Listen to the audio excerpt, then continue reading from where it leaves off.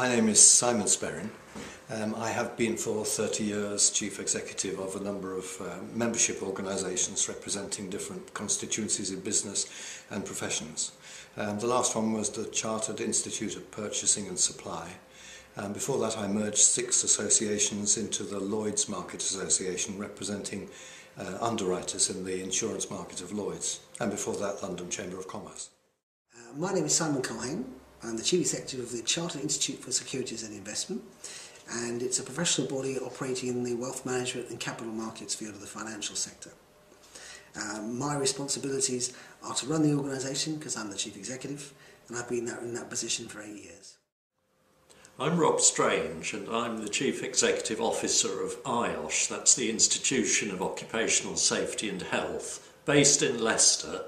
I've been in that role for about 12 years now, which is quite a long time as a CEO in professional associations.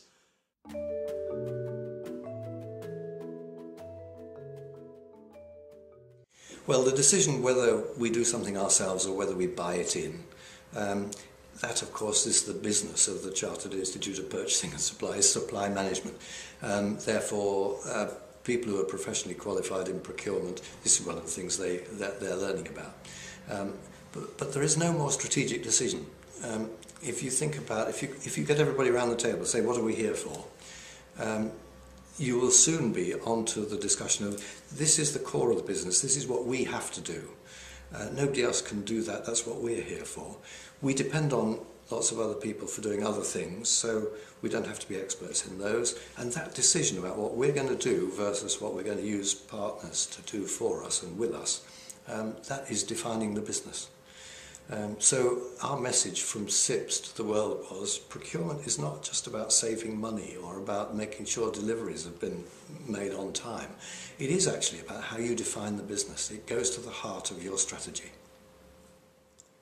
Well, I think the question of outsourcing roles from the head office function, it should always be under review, because sometimes I believe, for example, in my view, running a very major conference and exhibition and selling the exhibition space is often a function that's best outsourced to people who do that day in, day out, rather than employing a few people who perhaps once a year get to do that big job. Not all organisations see it the same, but that's been my philosophy. Also, for example, publishing a magazine, it can be done in-house, and many institutions do that in-house. But again, the question of editorial independence, of selling advertising space, is a very specialist role, and we've chosen to outsource that to a specialist publishing house. On the other side, there are certain functions that when I joined my organisation were outsourced. For example, IT was outsourced and payroll. And after a couple of years, I felt that we could do better on IT, having an in-house resource. That's now a department of maybe 7 or 8 people. Similarly, payroll, we were paying quite a lot of money, and in effect having to give the payroll company all the information, we may as well do it ourselves, and we brought that back in-house. So I think there's no simple answer to deciding whether outsourcing or centralising is the best approach. Each case needs to be viewed on its merits and a cost-benefit analysis carried out.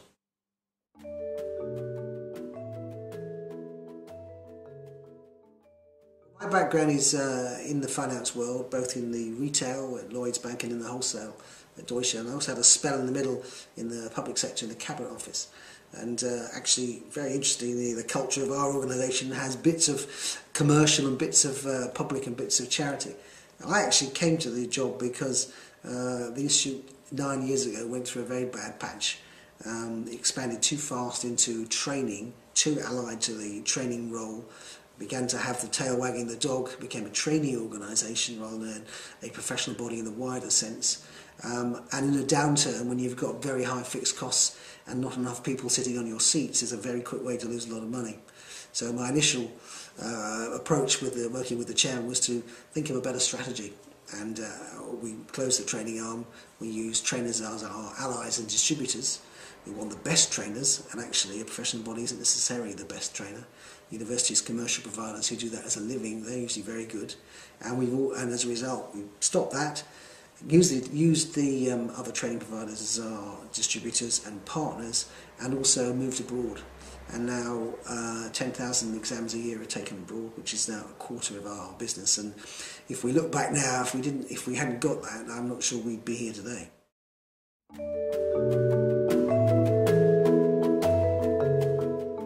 But if you look at any economic cycle, our professional body gets a lot of its income from qualifications and on membership, and it's allied to the economics of recruitment. So if the industry is booming, you get new recruits, and they will take qualifications and they become members. But you can see an economic cycle. We all have cycles. The finance is not immune at all, and a straight bit of sense says, don't put all your eggs in one basket. And also, if you think that the finance sector that Britain is a world leader at, so there is a demand outside of the rest of the world for how do they become financial centres, either regional centres or global centres. So coupled with the fact you need to spread your marketing, spread your base, and you've got a good product in the UK PLC finance sector, then it's where do you go, where do you go, and how do you get there? And it's hard slog. I mean, it will take 3 years plus before you will actually get some reward. And it's critical that we found what you need fundamentally is buy-in from the regulator.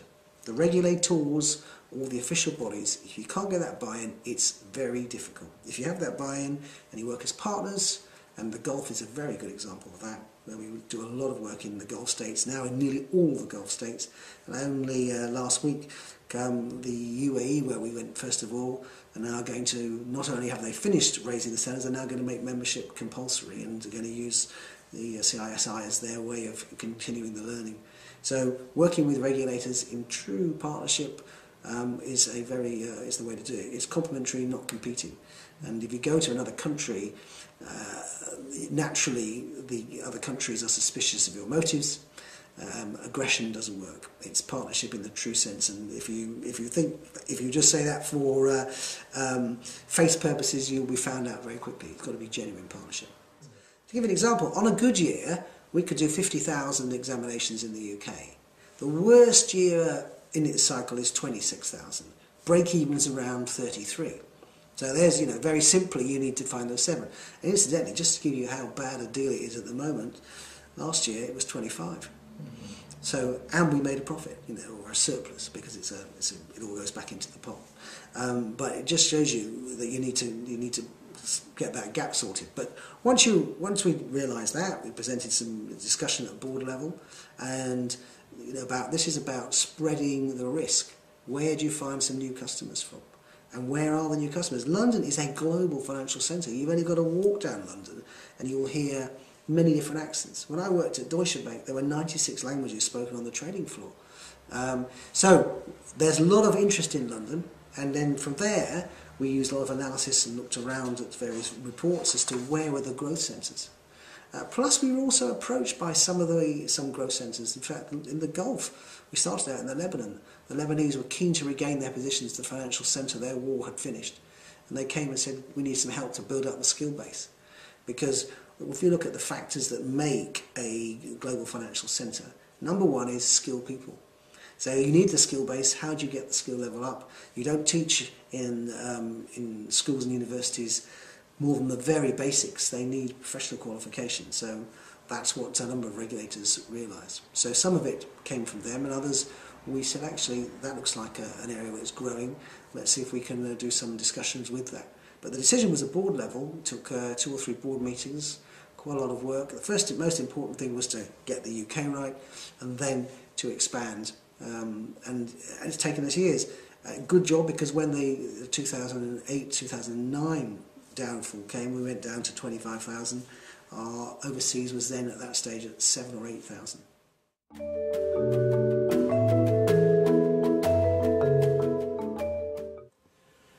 In many professional bodies, and my own is typical really, there are possible tensions between different aims and areas. For example, IOSH is a charity, and so we have to prove, not least in the annual trustees report, that our activities are all about the public benefit rather than being for the benefit of a defined group of people. That's not difficult to do, but it runs contrary to what a lot of members of a professional body believe. Some members believe that they pay their money and the organisation is there to do things just for them, whereas in fact, in the case of occupational safety and health, which I can talk about, it isn't just supporting the members and giving them their CPD and qualifications and recognition. It's about persuading governments and the devolved authorities, not only in the UK but overseas, of the importance of good occupational safety and health in any good workforce. So there's a lot of public benefit work to be done, but all of that has to be paid for. And in my own organisation, we've got probably 2/3 of the employees are involved in doing the work of the organisation and the charity, whether it be supporting the members or advocacy and lobbying and campaigning with governments and regulators, or dealing with the media, etc. But that has to be paid for, and member subscriptions alone frankly don't pay for it. If we were totally reliant on annual member subscriptions, unless we doubled them, and that would be unacceptable to the members, and a lot would probably leave, we would have to curtail a lot of the good work we do as a charity and as a chartered body.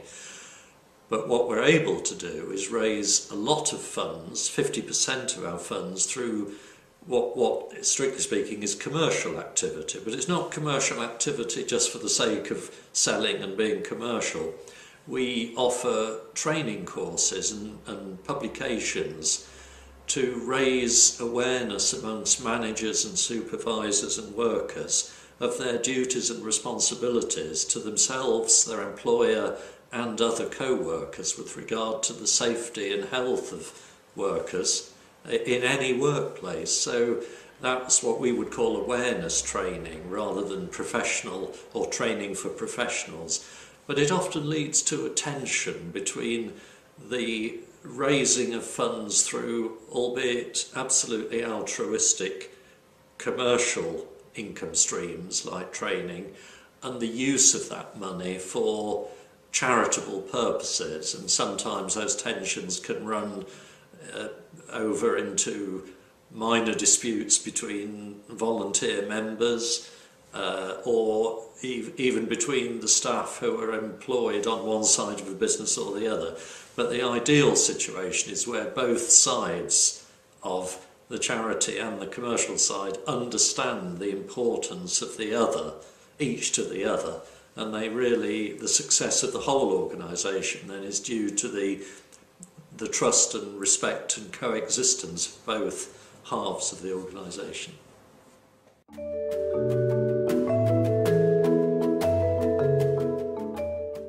My own organisation was founded in 1945, so in professional body terms it's actually not that old. It's about 70 years old or a bit more, and for most of that time was not a chartered body. It was a charity and a limited company, limited by guarantee. But in 2003, after quite a lot of lobbying and improvement in order to reach the high standards required, the organisation was granted a royal charter, and 2 years after that, it's quite quickly really, the authority to grant individual chartered membership to those members who satisfied the highest qualifications and competence criteria. the difference that that made to the organisation was amazing. It raised our profile in terms of government, regulators, general awareness. It brought more people into membership because they saw it as a chartered body that had real clout and power and recognition. And the designation of chartered practitioner was a very attractive one and still is. I think if I were a football manager, I would probably say that previously we were playing in the Championship or even down in Division 1, and getting the Royal Charter has lifted us into the Premier League, and that's brought a lot of benefits and a lot of attention and a lot of media coverage. So all in all, chartered status was a very good step and a key part of our strategy at that time.